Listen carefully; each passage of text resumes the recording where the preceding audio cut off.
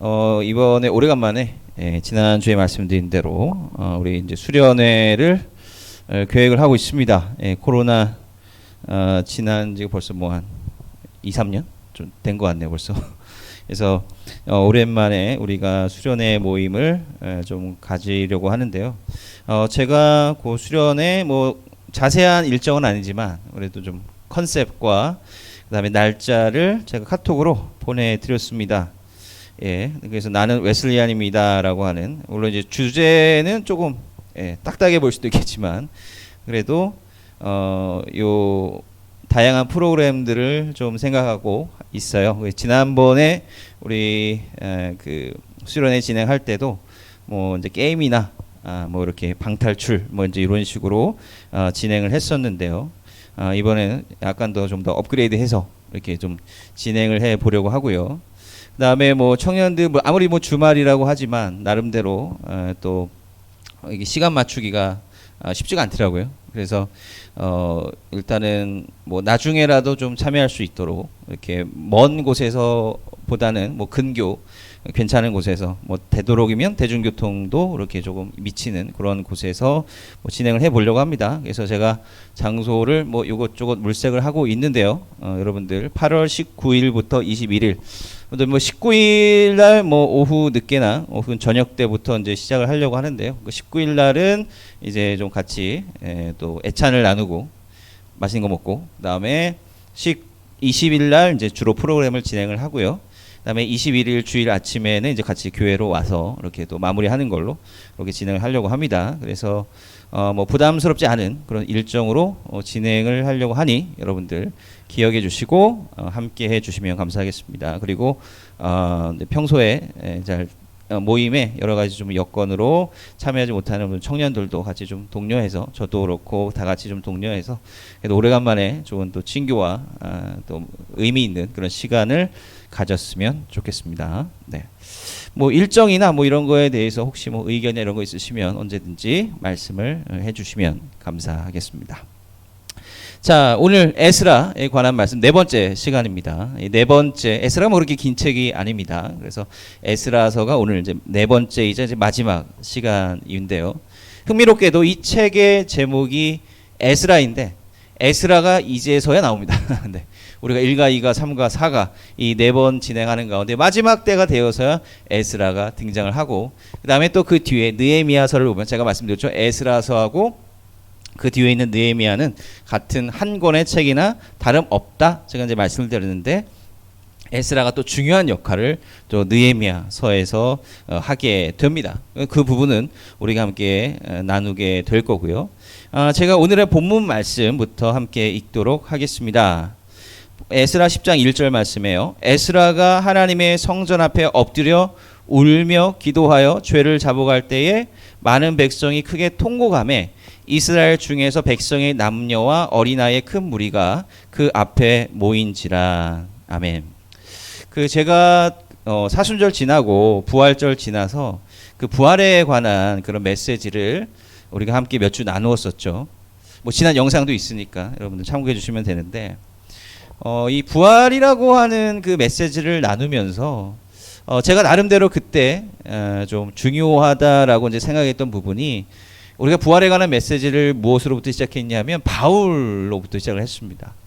예수님의 부활 사건 그 자체가 아니라 바울에 대한 이야기로부터 부활에 대한 이야기를 나누기 시작을 했어요. 왜냐하면 저는 그 부분이 핵심이다라고 생각을 했기 때문에 그렇습니다. 부활이라고 하는 것은 필연적으로 우리의 삶의 변화를 불러일으키는 것이고, 그 변화라고 하는 것이 아주 극적으로 나타나 있는 인물이 바로 바울이기 때문에 그렇다라고 하는 거예요.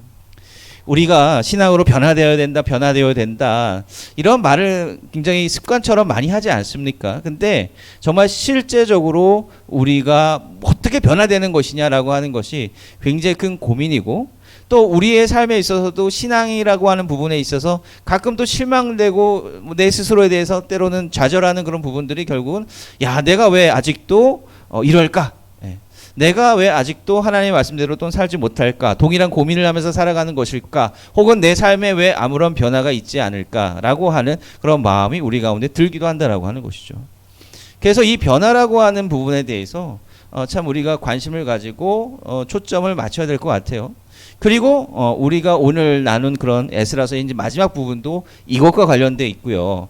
우리가 수련회 때 나눌 물론 이제 웨슬리에 관한 이야기긴 하지만 웨슬리에 대한 아주 방대한 이야기를 다 나누는 게 아니라 그 올드스케이트 거리에서의 회심이잖아요.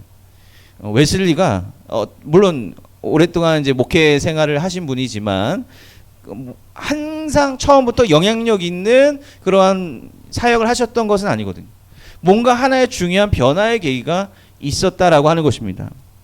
그러니까 목회자라고 해서 뭐 처음부터 막 변화돼서 완벽한 사람이 아니잖아요. 사실 저에게 있어서도 변화될 부분들이 여전히 많습니다. 저도 그 부분을 항상 바라보고 고쳐야지 하면서도 그런 부분들이 사실 많이 있다라고 하는 거죠. 그래서 도대체 우리의 앞선 신앙의 선배들이 왜 어떻게 변화하였고 어떻게 그것을 우리의 삶 가운데 녹여낼 수 있을까? 그 부분이에요. 저는 그 신앙이라고 하는 것이 뭐 여러분들께서는 이러한 메시지들을 어떻게 받아들이실지는 모르겠어요. 그런데 신앙이라고 하는 것은 내가 그렇게 사라지지 않으면 내 삶에 있어서 큰 그 영향이 미치지가 못하거든요. 우리가 매주 주일날 왔다 갔다 하지만 우리가 주일날 듣고 모든 것들 다 흘려넘기고 잊어버린다라고 한다면 그것이 어떻게 우리 삶에 영향이 있겠고 의미가 있겠습니까? 우리가 이 부분을 늘상 잘 생각해야 된다라고 하는 거예요. 그래서 우리가 이 말씀을 나눌 때 저도 그렇고요. 말씀을 전하는 저도 마찬가지입니다만은 이 메시지가 우리의 삶에서 어떻게 적용되어야 되고 실제적으로 프랙티스를 하자는 거죠. 우리가 이번 한 주 말씀 나누게 있고 거기에 대해서 우리의 이제 나름대로 숙제가 있다라고 하면 그것을 한번 실천해 보자라고 하는 것입니다. 그리고 그 실천을 통해서 의식적으로 변화되는 그런 부분들이 확인이 될 수가 있다라고 한다면, 신앙은 실존적인 거라고 늘상 제가 말씀드리지 않습니까? 실제적으로 우리 삶 가운데 자그마한 변화가 나타나기 시작한다면 그게 체험이다라고 하는 거죠. 체험이라고 하는 것이 뭐 그렇게 막 거창한 거 아닙니다. 그죠? 거창한 거 아니에요. 물론 거창한 경험을 할 수도 있겠지만 늘상 그렇게 거창하게 나타난다라고 하는 것은 아니다라고 하는 거예요. 점진적으로 우리가 쌓여서 어느 순간 딱 이게 바뀌는 그런 부분들이 분명히 있어야 된다라고 하는 거예요. 그래서 우리는 때로는 어떤 간증집 같은 거 보면 막 갑자기 어느 순간 일시적으로 이런 거라고 생각할 수도 있겠는데 물론 그럴 수도 있습니다. 그러나 기본적으로는 우리 가운데 차츰 뭔가 이 쌓여가는 게 좀 필요하다라고 하는 거죠. 뭐 여러분들 뭐 공부한 경험도 있고 뭐 그런 거 있지 않습니까? 특히 뭐 언어 같은 거 있잖아요. 근데 뭐 사실 우리가 공부를 하다 보면 확 늘지 않는 그런 때를 처음에는 뭔가 좀 단어도 잘 외워지고 뭐도 좀 잘 되는 것 같고 그렇게 되는데 어느 순간 이렇게 딱 정체되는 구간이 있어요. 그런데 뭘 하더라도 그 정체되는 구간에 우리가 끝까지 그거를 이제 매달려 있느냐 그렇지 못하느냐에 따라서 그 판가름이 나는 것 같습니다. 그 정체되는 구간은 그냥 그야말로 정체되는 구간이 아니에요. 그것이 우리가 가지고 있는 지식이 공부하는 내용이 자리를 잡아가는 과정입니다. 겉으로는 잘 이게 진도가 안 나가죠. 우리도 레고 같은 거 복잡한 거 레고 같은 거 조립해 보셨어요? 그거 조립하면 처음에는 뭔가 좀 형태가 뭔가 나타나는 것 같지만 막 중간 정도 되면 이게 도대체 내가 뭘 만드는 건지 뭐 하라는 대로 하는데 이게 무슨 모양인지 이게 잘 잡히지가 않는다고요. 그런데 어느 순간을 넘어가면 이게 이런 식으로 들어가는 거구나라고 하는 걸 깨닫게 되는 겁니다. 그러니까 뭔가를 하는 거죠. 우리는 계속 뭔가 블럭을 붙이는 거예요. 근데 그 붙이는 블럭들이 의미가 없는 게 아니다라고 하는 거죠. 지금 당장은 형태나 모양이 확 나타나지 않지만 그게 의미가 없는 게 아니다라고. 나중에 온전한 형태를 만들기 위해서 필요한 과정이다라고 하는 거예요. 변화라고 하는 것도 그렇죠. 우리 삶의 변화라고 하는 것도 마찬가지예요. 당장 뭐 우리가 신앙 우리 열심히 살겠습니다. 하나님 말씀대로 살겠습니다라고 지금 당장 막 결단하고 거창하게 막 해도요. 여러분들 내일 여러분들 환경이 바뀔 것 같아요? 여러분 삶이 바뀔 것 같습니까? 안 바뀌어요. 세상은 그대로입니다. 그렇다고 해서 우리가 이거 별거 아니네 라고 치부를 할 거냐? 아니다라고 하는 것이죠. 그 모든 것들 세상은 변하지 않고 우리의 삶 자체도 그게 당장 변하지 않는 것처럼 보인다 할지라도 우리가 결단하고 노력하고 기도하는 그 모든 것들이 마치 하나의 블록처럼 자리를 잡아간다라고 하는 거예요. 그때 갑자기 그래프가 확 솟아 올라가는 거죠. 뭐 영어를 공부하는 사람도 어느 순간 갑자기 그게 딱 맞추게 되면 영어로 꿈을 꾸게 된다라고 하는 것입니다. 그것이 되기 위해서는 우리가 지금까지 쌓아야 되는 무언가가 분명히 있다라고 하는 거죠. 그래서 우리가 예배도 드리고 말씀도 나누고 하는 것 아니겠습니까?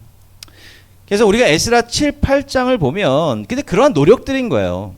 예, 여기서 보면 하나님께서 이제 새로운 시대를 열어주시려고 하는 것인데 그냥 갑자기 반짝 새로운 시대가 갑자기 어느 순간 딱 열리는 것이 아니라 준비 과정이 필요하다라고 하는 거죠. 그냥 저절로 모든 것이 이루어지는 것이 아니에요. 예. 에스라가 등장을 합니다. 에스라는 어떤 사람이었냐? 아주 똑똑한 사람이었어요. 어떻게 똑똑한 사람이었냐면 이 사람은 법에 대한 조예가 아주 깊은 사람이었습니다. 당시에 그 페르시아 왕이 통치를 하고 있었잖아요. 여러분들 영화 스파르타 그 300 보면 페르시아 왕이 밥 먹듯이 하는 말이 있습니다. 나는 관대하다. I'm generous. 나는 관대하다. 이게 이제 그 짤에도 많이 나오는 거 아니겠습니까? 그런데 이게 굉장히 중요한 페르시아라고 하는 나라를 이해하기 위한 굉장히 중요한 키워드예요. 진짜 페르시아 왕은 관대했습니다. 네. 왜 관대했냐? 바로 전까지는 막 그 정복한 그 피정복민들을 막 멱살 잡고 너 따라와라. 안 따라오면 너 그냥 맞는다. 이런 식으로 엄청나게 억압을 했거든요. 그런데 페르시아라고 하는 나라는 이제 이러한 나라들을 자기에게 잘 따라오게 하기 위해서 당근을 주는 거예요. 야, 괜찮아. 너희들 살고 싶은 대로 살아. 너희들 지키고 싶은 대로 살고 법은 만들어 살고 그 다음에 너희들 믿고 싶은 종교 믿고 살아. 대신에 페르시아한테 세금 잘 바치고 우리한테 반란만 안 일으키면 돼. 이런 겁니다. 그래서 이 페르시아라고 하는 나라는 뭘 하느냐? 저 사람들을 잘 다스리기 위해서는 저 사람들을 이해를 해야 되는 거거든요.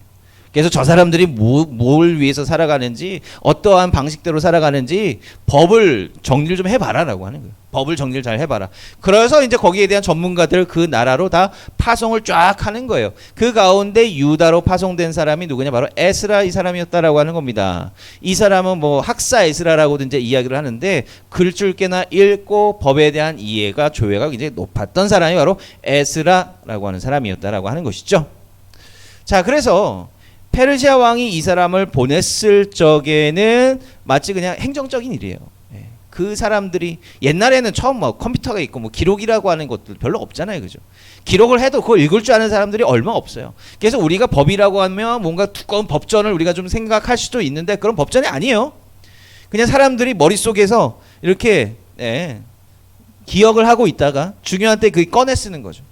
그리고 기억을 하고 있다가 전수를 해주는 거예요. 그런 법을 글로 정리를 해봐라라고 하는 겁니다. 우리가 성경에 첫 번째, 다섯 번째 책이 창출래, 민신 이렇게 있잖아요. 창세기, 출애굽기, 레위기, 민수기, 신명기 이렇게 있잖아요. 이것을 오경이라고도 하고 뭐 토라, 율법 뭐 이렇게 이야기를 하기도 합니다. 그러니까 이런 것들이 원래는 처음부터 책이 아니었다라고 하는 거예요. 그래서 입에서 입으로 전달하는 것이었다가 나중에 바로 이 에스라와 같은 사람을 통해서 문서로 정립이 딱 되는 겁니다. 자, 근데 에스라에게는 사명이 있어요. 이 사명이라고 굉장히 중요합니다. 우리가 이 아까 레고 조각을 하나씩 붙이는 거예요. 그 붙이는 모습이 뭐냐? 바로 그 붙이는 핵심이 뭐냐? 바로 사명이다라고 하는 것입니다. 우리 모두는 사명을 가지고 있습니다. 우리가 하는 일은 다 달라요. 여러분들 뭐 공부하는 것도 다르고 하는 일도 다 다르고 여러분들께 사는 모습도 다 달라요. 다 다릅니다. 예. 그런데 한 가지 공통점이 있다라고 한다면 그게 신앙인의 사명이다라고 하는 거죠. 레고라고 하는 하나의 뭔가 모양을 만들기 위해서 굉장히 다양한 블럭들을 붙여야 되잖아요. 그 각각의 블럭들은요 사명이 있다니까요. 그래서 내가 이 블럭이 나는 더 중요한 파트에 붙어야 돼. 이렇게 해서 엇나가기 시작하면 그것은 뭔가 어색하고 뭔가 잘못된 그런 위치에 갈 수밖에 없다라고 하는 것입니다. 이건 뭘 의미하는 거죠? 뭘 의미하는 거예요? 여러분들이 하는 일을 통해서 그 사명을 우리가 감당할 수 있어야 된다라고 하는 거죠. 여러분들이 무슨 일을 하든지 그 일을 통해서 도대체 이 일을 통해서 무슨 사명을 내가 감당할 수 있겠는가? 이것을 우리가 끊임없이 고민하고 생각해 봐야 된다라고 하는 거예요. 아, 우리 일 뭐 세상적인 일인데요. 그거 무슨 사명이 있겠습니까? 아니에요. 네. 다 이 여러분들이 하는 일은 이 세상 가운데 필요한 일입니다. 뭐 쓸데없는 일이 어디 있겠어요. 모든 것이 다 필요한 일이다라고 하는 것인데, 그런데 같은 그 일을 할 때 내가 사명을 담아서 하고 있는, 에스라가 그런 거거든요. 에스라는 뭐 그냥 법 정리해서 바로 그냥 왕한테 가서 보여주고 정리하고 하면 끝인 거예요. 그런데 에스라가 이 법을 회복할 때에는 무슨 사명을 가지고 있었느냐? 바로 유다 공동체를 회복시켜야겠다.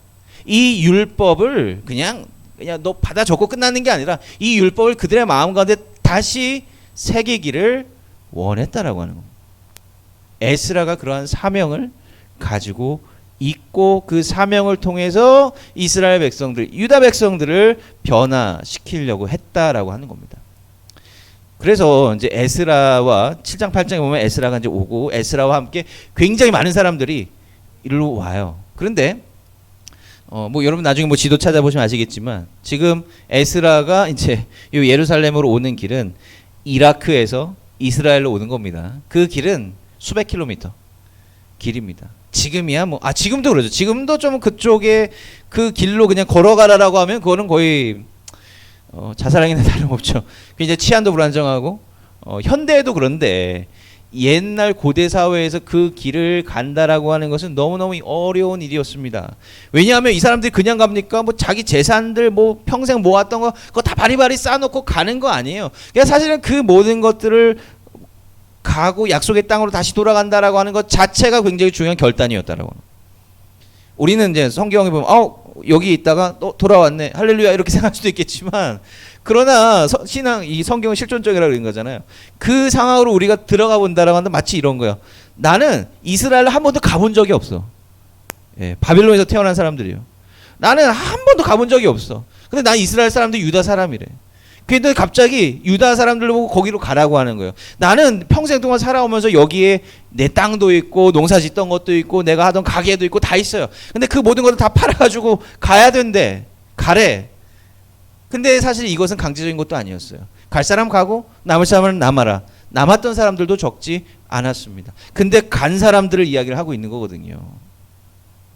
하나하나 블록을 채워가는 겁니다. 이런 사람들이 블록을 하나씩 하나씩 끼워서 채워간다라고 하는 거죠. 그리고 가는데 그 길에 호위병도 없네. 도적이 있을 수도 있고. 그런데 7장 8장을 보면 그 길을 무사히 통과해서 예루살렘에 당도했다라고 적고 있습니다. 여러분들 이거는 그냥 그렇고 과장된 옛날 얘기라고 우리가 생각해서는 안 됩니다. 물론 성경에 따라서 우리가 좀 걸러서 해석해야 될 부분들이 있지만 이것은 분명히 역사적인 이야기를 담고 있고 그 역사를 통해서 고백하는 거거든요. 지금 이것에 제가 드리는 이 메시지의 그 전체 주제가 뭐냐면 숨은 하나님 찾기거든요. 여기서도 하나님이 뭐 이 사람들을 지켜주셨고 뭐 이런 시시콜콜한 얘기 안 나와요. 그냥 그 사람들의 경험이고 그 사람들의 체험인 것입니다. 뭔가 극적인 경험을 하고 뭐 하고 하나님을 뭐 환상 가운데 보고 이런 것이 하나님을 찾는 것이 아니라 이러한 삶의 도전과 어려움과 그런 결단함 속에서 확인하는 거예요. 아, 하나님께서 우리를 여기까지 인도해 주셨네라고 하는 것입니다. 블록을 하나씩 하나씩 채워가는, 쌓아가는 그러한 과정을 우리가 여기서 볼 수 있다라고 하는 겁니다. 그 다음에 9장 10장 보면 에스라가 이렇게 왔어요. 하나님의 인도하심을 느끼면서 경험하고 체험하면서 왔어요. 에스라는 굉장히 그 희망에 차서 온 거예요. 열심으로 내가 율법 정리해서 사람들에게 다시 가르쳐주고 옛날 우리 조상들이 했던 실수를 다시 반복하면 안 돼. 이러한 마음으로 온 겁니다. 그런데 9장에 보면 이스라엘 백성들이 이방 사람들하고 혼인 관계를 맺는 그러한 일이 나옵니다. 뭐 요즘 같으면 뭐 외국인하고 결혼하는 게 뭐가 대수겠냐라고 생각할 수 있겠지만, 그러나 적어도 요 에스라의 문맥, 옛날 사회 문맥에서 보면 이것은 굉장히 어려운 일이었습니다. 왜 어려운 일이었냐? 특히 뭐가 나오냐면요, 이스라엘 남자가 이방 여인들과 혼인하는 관계가 나오는 거예요. 이방 여인들과 결혼. 이방 여인들 이게 뭐가 문제가 되겠느냐라고 할 때 여러분들 그 유대인의 정체성을 결정할 때 그 정체성을 기준, 이 사람이 유대인이다라고 결정하는 기준이 뭔지 아십니까? 지난번에 제가 한번 말씀드렸던 것 같은데, 이스라엘의 혈통은 모계입니다. 모계. 어머니 쪽에 이스라엘 유대인이 있어야 난 유대인이에요. 아빠가 유대인이고 엄마가 이방인, 외국인, 이러면 이 사람은 유대인으로 인정을 못 받습니다. 왜? 이거는 단순히 피가, 무슨 피가 섞였느냐, 무슨 혈액형이 들어가 있느냐, 이게 문제가 아니다라고 하는 거예요. 이 사람들의 마음 가운데 진짜 유대인의 정체성이 있느냐 없느냐, 그게 중요하다라고 하는 것인데, 보통 뭐 이거는 편협한 생각일지 모르겠지만 누가 아이랑 가장 가깝습니까? 누가 아이랑 가장 가까워요? 엄마잖아요. 저는 저희 아기가 있지만 저는 아기랑 떨어져 있던 때가 많이 있어요. 옛날 유학할 때도 한 1년 가까이 떨어져 있었던 적도 있었고, 떨어질 때도 많아요. 그죠? 그런데 제 아내는 아기랑 한 번도 떨어져 본 적이 없습니다. 한 번도 따로 자본 적이 없어요. 항상 같이 있다라고 하는. 이거는 동물도 마찬가지예요. 모든 생명 마찬가지예요. 항상 그 어머니와 아이는 항상 붙어 있다라고 하는 거죠. 적어도 성장기에는 말입니다. 그러니까 그 아이의 정체성과 그 성격을 결정하는 것, 물론 성격이 안 좋으면 뭐 엄마 탓이야 이런 건 아닙니다만은, 그러한 정체성을 결정하는 것은 엄마다라는 거죠. 유대인의 정체성은 당연히 엄마로부터 이어진다라고 하는 거예요. 그래서 이제 특별히 이스라엘 남자와 이방인 여자의 결혼을 문제시 삼고 있다라고 하는 거예요. 아마도 그게 믿음이 성숙하고, 그것을 뭐 당연히 뭐 이방인 여자가 와도 뭐 할 수 있어, 우리가 하나님 믿게 할 수 있어라고 생각하면 모르겠지만, 그러나 이스라엘의 지난날의 역사를 보면은 그것이 한 번도 이루어져 본 적이 없기 때문이다라고 하는 거예요. 네. 여러분들 그 여러분 삼손 잘 아시죠? 삼손이 어느 여인을 좋아했는지 아십니까? 들릴라가 어떤 사람인지 아십니까? 블레셋 사람이에요. 블레셋 사람은 어디서 온 사람인지 아십니까? 그리스 쪽에서 온 사람들이에요. 그래서 이 사람 바다 건너왔다 그래서 바다 민족 이렇게 불렸던 사람. 왜 삼손이 유대인 여인들도 많은데 하필이면 왜 블레셋 여인들과 친하게 지내려고 했을까요? 그것은 이뻐 보였을 거예요. 왜 이뻐 보였을까요? 이국적이기 때문에. 뭔가 좀 요즘은 뭐 워낙에 다 세계화가 돼가지고 거기에 대한 별 감흥이 없지만, 그러나 다른 생김새를 가진 사람이 굉장히 이국적이고 예뻐 보인다라고 하는. 그러니까 눈에 보이는 것을 더 중요하게 여긴다라고 하는 거예요. 이것도 마찬가지입니다. 뭔가 중심을 어디에 두느냐, 이것을 분명히 깨달아야 되는데 그렇지 못한다라고 하는 거예요. 이게 눈에 보이는 대로 좋은 게 좋은 거지 하고서 나간다라고. 근데 좋은 게 좋은 거지라고 나가는 순간 우리의 정체성은 무너질 수밖에 없다라고 하는 것입니다. 지금 당장 괜찮을 수 있어요. 신실할 수 있어요. 근데 그 다음 세대가 어려움에 처할 수 있다라고 하는 것입니다. 그래서 우리는 이 정체성이라고 하는 것을 분명하게 잡아가야 된다라고. 그때 이제 에스라가 이러한 상황 가운데 보여주었던 리더십이 뭐냐? 저는 이것이 제가 분명하게 제 마음 가운데 새겨야 되고, 우리 모두가 신앙인으로서 마음 가운데 새겨야 될 그 리더십의 모습이라고 생각하는데, 에스라는 이 사람들 모아놓고 야 너 잘못됐어 막 그러면서 막 질책하고 이러지 않았습니다. 나중에 성경 보시면 아시겠지만 에스라가 했던 건 그냥 단순히 하나님의 전 앞에 가서 무릎 꿇고 울면서 기도하는 것뿐이었어요. 먼저 회개를 했다라고 하는 것이죠. 이 세상에 대한 책임이 나에게 있다. 내 세상에 대해서 내가 무슨 책임이 있습니까? 라고 하는 거예요.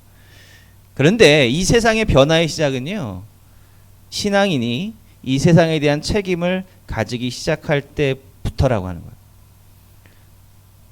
팔복의 말씀 가운데 이 세상을 보고 애통하는 사람에게 복이 있다 그랬잖아요. 여러분들 왜 애통해야 됩니까? 아니 뭐 부자도 있을 수 있고 잘 사는 사람도 있고 뭐 이런 좋은 조건을 가진 사람이 이 세상을 보면서 애통할까요? 좋아, 이 세상은 나를 위한 세팅이 딱 돼 있어. 그런데 예수님 분명히 말씀하시죠. 아무런 조건이 닫혀 있지 않아요. 아무런 조건이 없어요. 그냥 애통하는 사람에게 복이 있다라. 왜 애통해야 됩니까? 이 세상이 잘못 돌아가고 있는 것을 보라고 하는 얘기입니다. 그걸 보면 하나님의 눈으로 보면 애통하는 마음이 생길 수밖에 없다라고 하는 것이고 그게 책임이다라고 하는 거죠. 예. 이 세상에서 나타나는 불이 나 아무런 책임 없어. 나는 너무 선하게 살고 있는데 그게 아니라 우리가 거기에 대한 책임감을 가지고 우리가 하는 일에서 그 사명이라고 하는 게 도대체 뭐냐. 사명이라고 하는 것은 그 잘못되어져 가는 그 세상 가운데 내가 나의 일을 통해서 중요한 영향력을 다른 이들에게 끼치는 것이 중요한 사명이다라고 하는 겁니다. 사람을 만나는 일을 한다라고 한다면 우리는 그 만남의 기간이 어떠하든지 간에 그 만남을 통해서 선한 영향을 끼쳐야 된다라고 하는 거죠. 내가 개인적으로 하는 일을 하는 사람이라고 한다면 그 개인적인 일을 통해서 내가 어떻게 남들이 보지 않는 한에서도 내가 최선을 다하면서 양심 있게 이 일을 감당하는 거예요. 사람들은 보지 못할 수 있어도 결국 그것은 드러나기 마련이다라고 하는 것입니다. 우리가 각자의 삶에서 그러한 책임감과 사명을 가질 때 변화되기 시작한다. 오늘 우리가 성경 읽은 부분 마지막 보면 그 기도하는 에스라 곁에 사람들이 모였다라고 이야기를 하고 있거든요. 한 사람이 책임감을 보여줄 때 마음의 찔림을 받게 되어 있다라고 하는 겁니다. 우리는 그런 공동체가 되었으면 하는 바람입니다. 뭐 우리가 사람이 굉장히 많거나 뭐 이런 공동체는 아니잖아요. 그러나 그런 거 상관없이 우리 한 사람 한 사람이 이 세상 가운데 할 수 있는 가능성과 그 몫은 엄청나다고 생각합니다. 어쩔 때 우리가 이 세상에 대한 책임감을 가질 때라고, 우리가 사명을 다할 때라고 하는 거예요. 여러분들 이런 마음을 가지고 우리가 이번 한 주가 좀 살았으면 좋겠습니다. 내가 이번 한 주에 뭘 할 수 있을까? 어떠한 마음으로 뭘 할 수 있을까? 우리 마음 가운데 새기며 그렇게 살아가신 여러분들 되시기 바랍니다. 기도하겠습니다. 사랑과 내가 마신 아버지 하나님 감사합니다. 하나님께서 우리를 이곳으로 불러주시고 또 하나님의 말씀을 나누게 하신 정말 감사드립니다. 오늘 우리가 특별히 나눈 말씀은 하나님께서 우리에게 주신 사명을 우리 삶 가운데 어떻게 감당할 수 있는가, 그리고 이 세상에 대한 책임감을 어떻게 가지면서 구별된 공동체를 세울 수 있을까입니다. 하나님, 우리가 각자의 살아가는 그 삶의 자리 가운데 우리가 감당해야 될 그 사명을 잊지 않게 하시고 또 잊지 않는 것을 넘어서 그것을 우리 삶 가운데 행할 수 있는 용기와 결단함을 허락하여 주시옵소서. 예수님의 이름으로 감사하며 기도합니다. 아멘.